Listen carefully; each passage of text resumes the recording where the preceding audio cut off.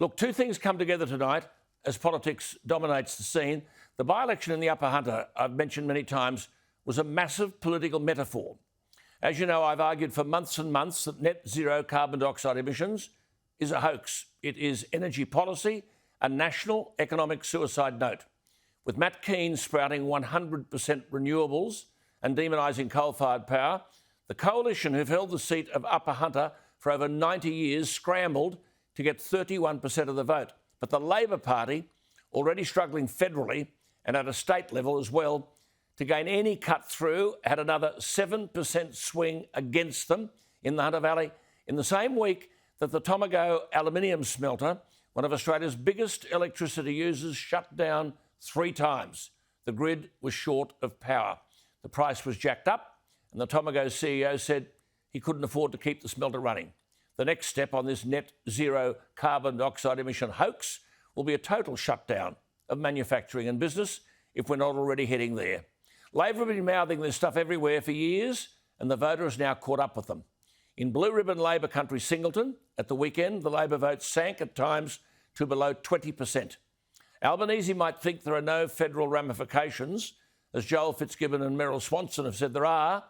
Their electorates are smack bang in the middle of the Hunter Valley, and they believe the Labor Party are sleepwalking off a cliff. Labor in New South Wales pursued its gender equity argument when Jodi McKay won the leadership, not on ability. Her political instincts are nil. As a result, the Shadow Treasurer Walter Secord yesterday resigned following the leaking of a so-called dirt file on Chris Minns, a man the party believes could turn Labor's fortunes around. Chris Minns has this morning himself quit the Shadow Cabinet, and he joins me tonight. Chris Minns, a dirty dossier. Thank you for your time. What's the dirty dossier all about? Well, I understand, Alan, it was released to the media gallery yesterday morning. Not to my knowledge. I didn't know anything about it. I had heard reports from journalists and colleagues that this was circulating. I heard nothing about it for 24 hours, no answers, no explanation as to why this had happened. So I felt I had no choice but to resign and not stay in the Shadow Cabinet any longer. Now, it is another you're another ICAC person. The dirty dossier suggested that you were being investigated by ICAC back in 2019. Have ICAC spoken to you?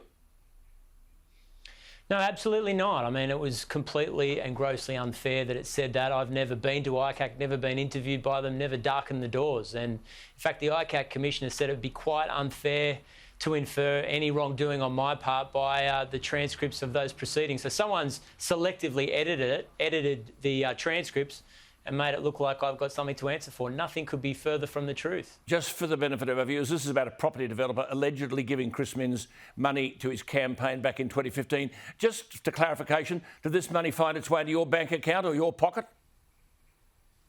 No, not into my pocket, of course not. No, I mean, that's... I think that the dirt dossier inferred that. But look, this is an example of dirty politics, negative politics. Sure, but I just want to clear a couple of things up. Everyone knows it's dirty, Chris. Yeah, we just want to clear it up. Did the Electoral Commission express to you any concern about cheques that were written as a result of a Labor fundraiser in 2015? Indeed, I wrote to the Electoral Commission 2 years ago and asked them to investigate this matter. God. And then the little bit below the belt, the former Labor General Secretary Jamie Clements is godfather to your son. Because he was forced to resign as General Secretary, the dossier said, well, that by inference contaminates you. What are your comments on that one? Well, I mean, the photo that was referenced in the dossier was taken at a mutual friend's wedding when the both of us were groomsmen at the wedding. So, I mean, look, you know, this is just pretty desperate. Okay, let's get down to the rough stuff. Rough stuff. When will the failed Jodi McKay leadership end? How do you answer that question? Well, look, I'm not going to describe it that way. I do believe Labor's on the wrong track. We're far too negative when it comes to our politics. We're not focusing on what's possible in New South Wales. And I think we've taken to heart this whole idea of opposition, meaning that we oppose everything. Nothing could be further from the truth. We want this state to succeed.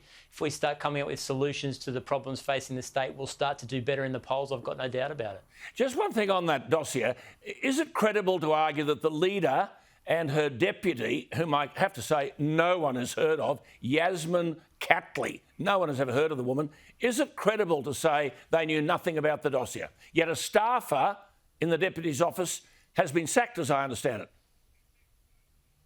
Yeah, look, as I said, I haven't had any explanation as to what has gone on. I mean, we're responsible for our staff's behaviour, and I would have thought I would have been contacted in the last 24 hours before I resigned. I wasn't.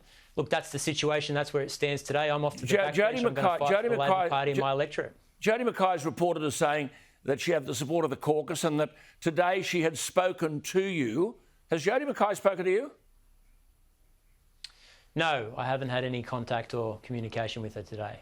Well, if you were the leader of the Labor Party tomorrow, how would you go about challenging the entitlement of the Berejiklian government to govern? How would things be different? Well, I'm not going to be the leader of the Labor Party tomorrow. I'm not launching a leadership challenge. But look, I'm a keen observer of politics, and I think that we need to start focusing on the family budget. I think that it's very difficult, particularly in Sydney, to raise a family. I don't think the New South Wales government's putting enough effort on what it takes to raise a family and pay your mortgage and keep your head above water. I think that should be the focus of politics. And I think if we did that, even coalition voters would be open to a message from the Labor Party. But give me three main policy issues of Chris Minns. Well, this is not a policy manifesto, but I remain very passionate about this tolls issue. I think tolls are out of control in Sydney, 4% a year. Some families are paying $5,000 a year in tolls. It's just too expensive. I think we need domestic manufacturing, particularly in the regions, good middle-class jobs in places outside of Sydney. And Alan, as I've said many times on this program, I'm really worried about this land tax proposal from the government, a land tax on the family home forever. Over $3,000 a year, it's just too much for millions of families in this state. But if you accept all of that, which is the here and now, and I agree with you, how then do you embrace this net zero carbon dioxide emissions way out there in 2050? Out there, your constituents, as you say, are wondering how they pay their bills, how their kids are being educated, are they safe in the streets, will they be facing more lockdowns? They couldn't give two hoots about what's going to happen in 2050. How do you dismantle the fact that your party is locked into that commitment? Well, look, it is locked in, and, we're going to disagree on this. Obviously, my party, the Labor Party, supported that for a long time. I do think that the government's practiced a pretty deceitful form of cynicism over the last 6 weeks. They say one thing in Muswellbrook and something else in Milson's Point. The New South Wales government's privatised the 2 coal-fired power stations in the Upper Hunter. They sold one of them to AGL for $1. Both of them are closing down, meaning that there's a gas-fired power plant that has to open up. So, look, I think they've been pretty cynical about this. There's not a huge distinction between the parties, but John Barilaro and the National Party continue to insist that there is. Will there be leadership spill? Look, I don't anticipate that. I'm not challenging for the leadership. I haven't announced that. I do think I need to speak to my colleagues in the Parliamentary Labor Party and the Labor movement about a future direction for New South Wales Labor. We're not connecting with the millions of people we need to form government, and we are a crucial part of the democratic process. Even coalition voters want a strong opposition. It brings out the best in politics, and that's the aim of everybody that wears the Labor hat in the New South Wales Parliament. Good to talk to you. Thank you for your time.